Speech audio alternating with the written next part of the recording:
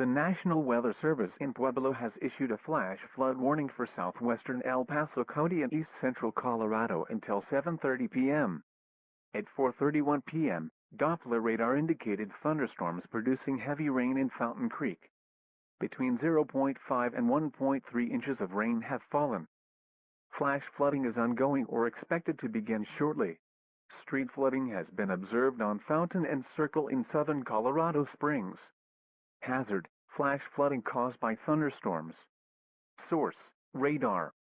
Impact: flash flooding of small creeks and streams, urban areas, highways, streets and underpasses, as well as other poor drainage and low-lying areas.